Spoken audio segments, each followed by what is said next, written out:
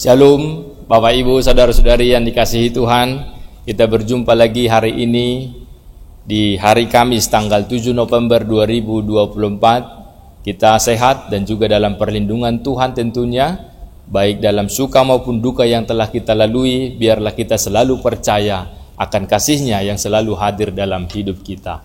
Marilah kita memberi diri untuk disapa oleh firman Tuhan. Kasih karunia dan damai sejahtera dari Allah Bapa dan dari anaknya Tuhan Yesus Kristus kiranya menyertai hati dan pikiranmu. Amin.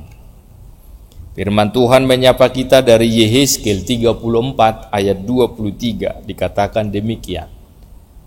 Aku akan mengangkat satu orang gembala atas mereka yang akan menggembalakannya, yaitu Daud hambaku. Dia akan menggembalakan mereka dan menjadi gembalanya. Demikian firman Tuhan. Hati Allah penuh belas kasih terhadap umat yang tidak mendapat perlindungan dari para raja, dari para gembala.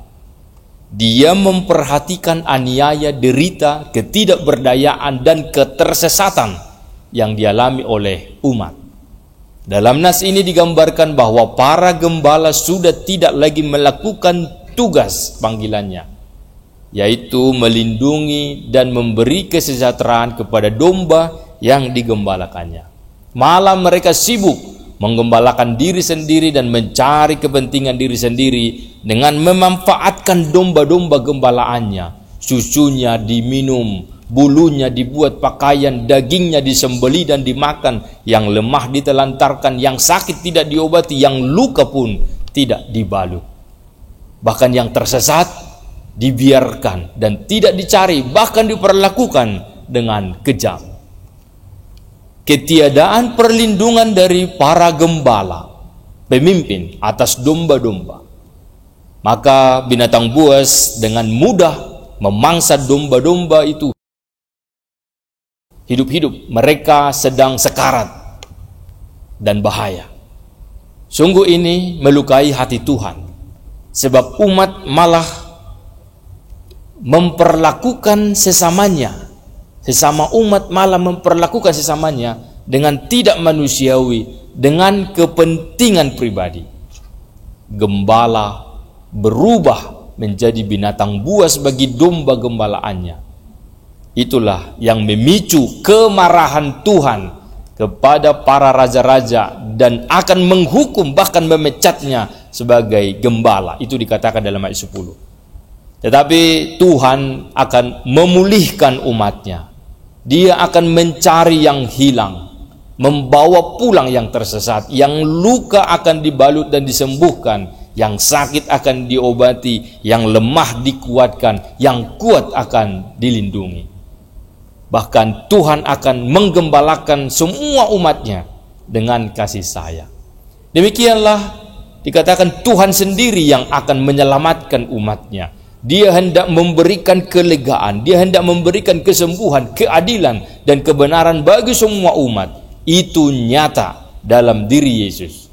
Oleh karena itulah, datanglah kepada Yesus agar engkau beroleh kelegaan. Amin. Terpujilah Allah yang Maha Kasih, karena engkau tidak membiarkan umatmu tersesat. Bahkan saat para pemimpin, para gembala tidak menjadi contoh, tidak menjadi panutan, tidak menjadi teladan, engkau akan mengangkat pemimpin yang akan membawa jiwa umatmu kepada kebenaran. Dan itu telah kami rasakan dengan kedatangan Yesus Kristus, sehingga Yesuslah yang menjadi teladan kami. Itulah yang harus kami ikuti sehingga kami mengenal Allah Bapa dan kami beroleh keselamatan itu. Maka tuntunlah jiwa kami setiap hari untuk selalu mendengarkan suara Tuhan, dan oleh karenanya kami akan tertuntun dan kami pun akan beroleh selamat, dan hidup kami pun akan menjadi berguna bagi sesama kami. Sertai kami pada hari ini dalam aktivitas kami. Tuhanlah yang menjaga, melindungi, memberkati, dan memberikan segala yang kami butuhkan, karena Engkaulah yang empunya kami. Dimuliakanlah namamu dalam nama Yesus. Amin. Anugerah Tuhan kita Yesus Kristus dan kasih setia Allah Bapa dan persekutuan Roh Kudus menyertaimu sekalian. Amin. Selamat beraktivitas Bapak Ibu, saudara-saudari, Tuhan Yesus memberkati. Shalom.